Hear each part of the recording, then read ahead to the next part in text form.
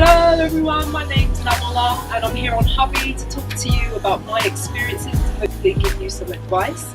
So today I'll be talking to you about multicultural weddings. So I'm from a Nigerian background, I'm Nigerian and my husband is English, and there were a few things that really helped us as we planned our wedding. So I've got three main pointers for you. The first one is about embracing the beauty of both cultures. So my husband, obviously being English, certain elements of the English culture sometimes we might not consider from our own background as being as strong as ours, but things like timekeeping are actually quite big winners. If you've obviously spent a lot of money on your day, that's a really positive thing that you can bring into your wedding day and how you allow the day to play out. From our culture, it was all about the big colours, it was all about the Nigerian dress, the food, and really there was a platform for us to bring both of those cultures together and to really make sure that we drew on both of the best of both worlds. And so I'd really encourage you, where possible, not to allow one culture to particularly dominate, but really think about what are the good things that you want to bring to the table. And even down to now, 7.5 years later, my husband's side of the family are still talking about our wedding, about how they loved the music, they loved what we wore, they loved the vibrant colours. So I'd really say make sure you capitalise on that. It's a really great thing and it will make your day very special. The second point that I have is really about how to manage those things in culture that can be a bit of a conflict or can be a bit challenging. So we all know, if you're from a Nigerian background or even an African background, we know that that whole timekeeping element is really problematic. So the way that we decided to get around that was, first of all, we made a cautious decision that we were going to try as much as possible to actually manage that side of the culture. So what we did was we actually had 2 different invitations. Now I know that sounds like discrimination, and yes, I hold my hands up, but we had to do it. We said, right, okay, there are things in my culture in terms of people being more relaxed with time that, for us it's not a big deal. If something's supposed to start at 12, it's not a big deal if it kicks off at 2.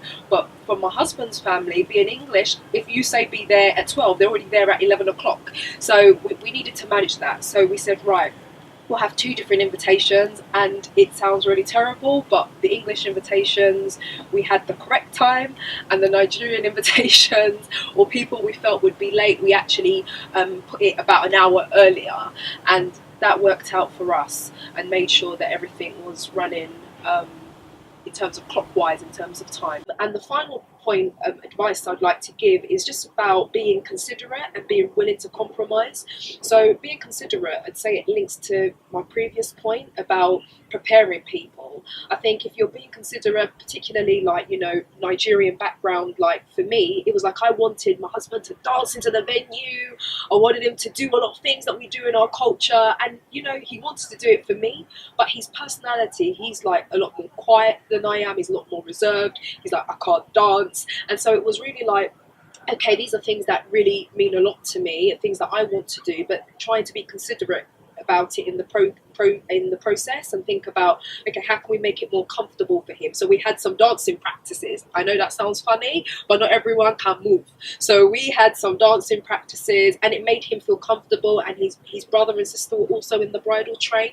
So again, including your in-laws, not necessarily taking over, but again, them having some dancing practices, it was good for them. And I think, again, with that whole considerate thing, it's not mocking people or saying, oh, you don't know how to do this, but just appreciating that some cultures is quite different.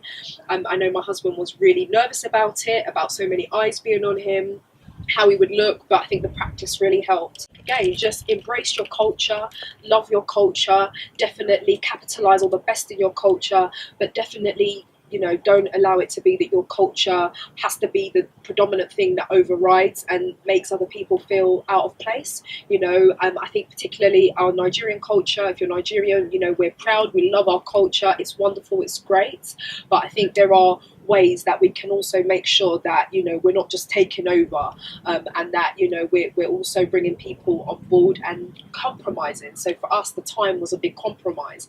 Another massive compromise was in terms of the number of guests. I wanted to invite the whole world, and I wanted to allow my parents to invite the whole world, but you know, for my husband and his family, it was like, you know, we just don't do that. We don't invite people we don't know to very important, intimate occasions. And so, again, there was a compromise that needed to be made on my behalf. And, you know, I had to take a bold step and say, you know, to some people, well, actually, you know, you're not invited. And it seemed really rude. It seemed out of our culture. But again, it was about being considerate and realizing that, you know, actually I'm going into a multicultural marriage here, and it's the union of two cultures, two people. One is not better than the other. Both have their strengths and both have their weaknesses.